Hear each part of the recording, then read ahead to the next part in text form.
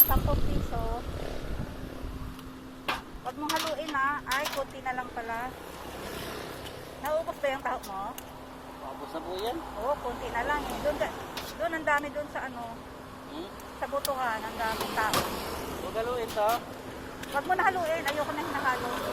Pero gusto ko ng mga bilog-bilog ah.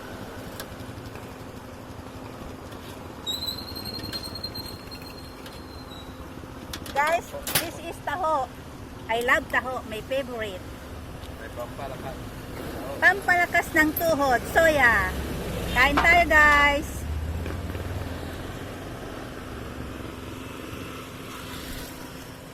Sarap. Delicious. Very sweet. With soya, with